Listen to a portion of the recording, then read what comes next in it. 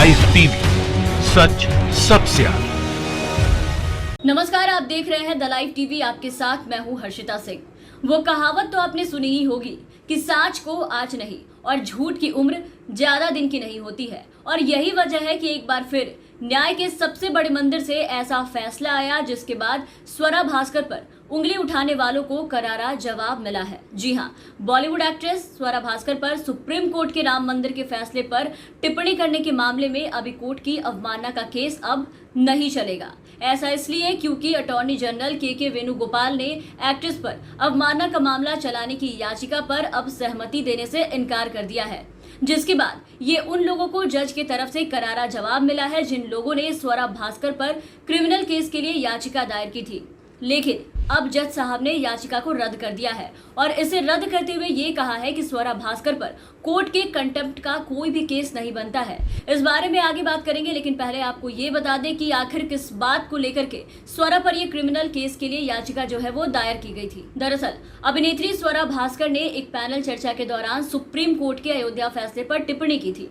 स्वरा के इसी बयान के बाद एक याचिकाकर्ता ने स्वरा के खिलाफ आपराधिक अवमानना का मामला चलाने की अनुमति मांगी थी। याचिकाकर्ता उषा शेट्टी ने 1 फरवरी को मुंबई कलेक्टिव के एक कार्यक्रम में दिए बयान को आधार बनाया और उस बयान में स्वरा ने न्यायपालिका पर टिप्पणी की थी जिसे याचिका में न्यायालय की छवि खराब करने वाला बताया गया। इस बयान को आधार बनाकर स्वरा भास्कर पर केस किया गया, लेकिन अटॉर्नी जनरल के वेणुगोपाल ने फरवरी में आयोजित एक चर्चा के दौरान की गई टिप्पणी के लिए स्वरा के खिलाफ अदालत की आपराधिक अवमानना का मामला चलाने की जो याचिका है उस पर सहमति देने से इनकार कर दिया।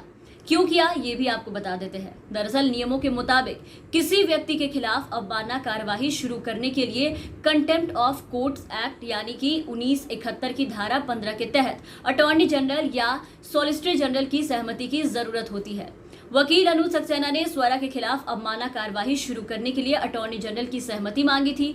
वेणुगोपाल ने 21 अगस्त को सक्सेना को लिखे पत्र में ये कहा है कि एक्ट्रेस का जो बयान है जो 2 पैराग्राफ में है एक तथ्यात्मक प्रतीत होता है और ये स्पीकर की धारणा है। उन्होंने आगे कहा कि मुझे नहीं लगता कि ये ऐसा मामला है जहां अदालत का अपमान करने या अदालत के अधिकार को कम करने का अपराध पैदा होगा, इसलिए मैं स्वरा भास्कर के खिलाफ अवमानना कार्यवाही शुरू करने के लिए सहमत नहीं हूं।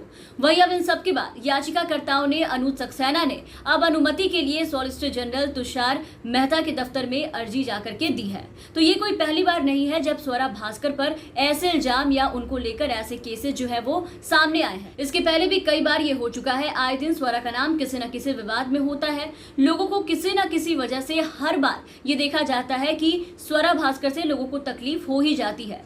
तो सवाल ये उठता है कि आखिर क्या वजह है जो बार बार स्वरा देशभक्त लोगों के निशाने पर आ जाती हैं और हर बार स्वरा भास्कर जो है वो देशद्रोही बन जाती हैं। आखिर क्या है वो बात?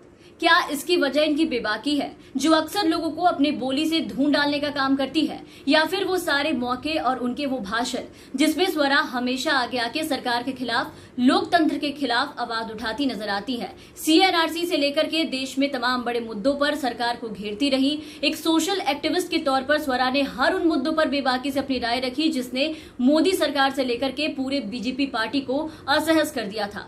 तो एक बार आप भी देखिए कि कैसे CNRC का जब देश में विरोध हो रहा था तो कैसे स्वरा भास्कर सरकार के खिलाफ, इस फैसले के खिलाफ आवाज जो है वो बुलंद कर रही थी। उन भाषणों को जरा आप भी सुनिए। आप चाह कर भी नहीं छीन सकते हमसे। हिंदुस्तान हम सबके बाप का है, हम सबकी माओ का है, हम सबके दादाओं, नानाओं, नानियों, दादियों, खालाएं, चाचियां, हम सबका है। किसी एक शख्स के बाप का हिंदुस्तान नहीं है। और नागपुर में बैठा कोई चड्डीधारी इस देश में नागरिकता नहीं देगा। इस देश की नागरिकता हमें हमारी मिट्टी ने दी है, हमें हमारे संविधान में दी है, हमें हमारे रगों में बहते हुए खून में दी है। सभी का लहू शामिल है इस धरती में, किसी के बाप का हिंदुस्तान थोड़ी ना है। कौन है ये जिन्ना प्रेमी जो जिन्ना का सपना एक बार दोबारा भारत में कायम करना चाहते हैं, जो इस देश को दोबारा धर्म के नाम पे बांटना चाहते हैं? ये नए जिन्ना कौन पैदा हो गए हमारे देश में जो दूसरा विभाजन चाहते हैं? हम पर ये इम्तिहान लागू करने से पहले इस सरकार के सारे नेता दिखाए अपने कागज, हमें दिखाओ अपने कागज, दिखाओ अपने कागज, दिखाओ अपने पीढ़ी के कागज। और नहीं है कागज तो आप जाओगे नागरिकता की सूची से बाहर। ये अपने बच्चों को विदेश भेजते हैं पढ़ने और ये आपके बच्चों के हाथों में लाठियां और कट्टे और बंदूकें देते हैं। नागपुर में बैठ के ये लोग नफरत का नशा कर रहे हैं, नफरत की राजनीति कर रहे हैं और नफरत का व्यापार कर रहे हैं। हमने आपको नेता बनाया, आप हमारी नागरिकता छीनने आ गए। आप होते कौन हैं? आप होते कौन है ये करने वाला? किसने आपको हक दिया जब हमने आपको वोट दे के वहां बैठाया है? तो इन सब के बाद सवाल है कि क्या यही वजह है कि स्वरा पे हमेशा उंगली उठाए जाते हैं? अक्सर स्वरा लोगों के निशाने पर आ जाती है। खैर, फिलहाल इस वीडियो में इतना ही। आप बने रहिए हमारे साथ और इस वीडियो को आगे बढ़ाइए, लाइक करें, हमारे चैनल को सब्सक्राइब करें, साथ ही हमारे दूसरे चैनल द LTV को भी सब्सक्राइब कर ले।